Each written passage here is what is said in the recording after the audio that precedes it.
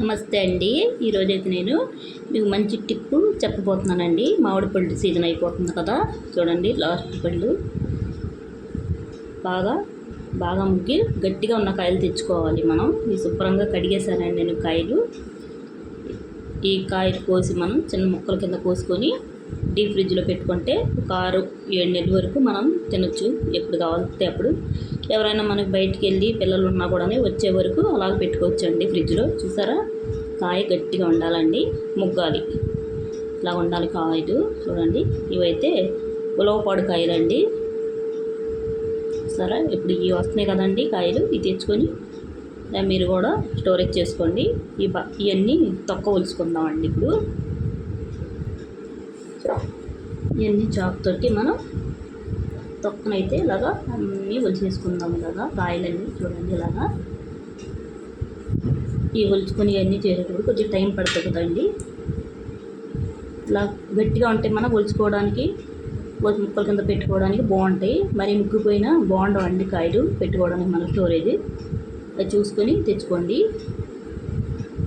చూడండి, ఇలాగా కాయలన్నీ ఇలాగా మనం తొక్కలు తీసేసుకుందాం. చూడండి, మొత్తం అన్నీ ఇలాగా మనం తొక్క తీసేసుకోవాలి. చూసారా అంత గట్టిగా ఉన్నాయో కాయలు. మనం తొక్క తీసుకున్నా కూడా మనం ఇలా ఉంటే చాలా బాగుంటాయండి కాయలు. ఇప్పుడైతే ఇవి మనం చిన్న చిన్న ముక్కల కింద కోసుకుందాం. ఇవన్నీ ఇంకో దాంట్లో పెట్టుకొని గిన్నెలోకి పెట్టుకుందామండి కాయలన్నీ.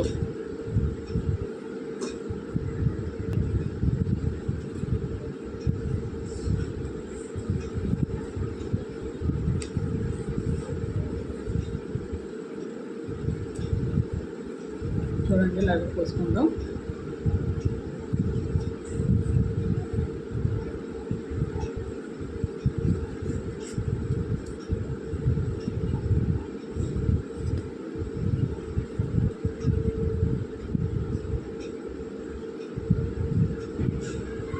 ఇలాగ చిన్న చిన్న ముక్కల కింద ఇలా కోసుకోవాలండి.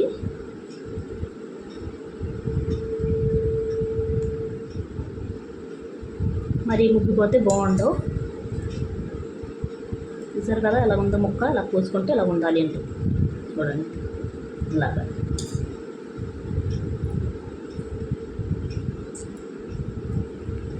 కనిపిస్తున్నాయండి మీకు. చూడండి, ఇలా కోసుకుందాం. చూడండి, ఇలా ముక్కలు కోసుకున్నాం కదా, ఈ ముక్కలు మనం ఒక స్టీల్ డబ్బాలో వేసుకోవాలండి.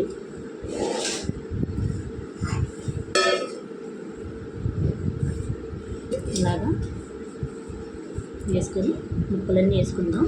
మనం ఎన్ని పడితే ఎన్ని ముక్కలు వేసుకుందాం ఇందులోకి, ఎండికాయలు పడితే.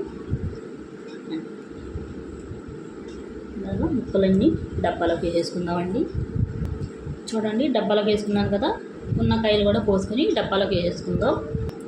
చూసారండి, స్టీల్ డబ్బాలను వేసుకోవాలి, లేకపోతే గాజు సీసాలను మనం భద్రపరచుకోవాలండి. ఇది డబ్బా నిండా వచ్చినాయి.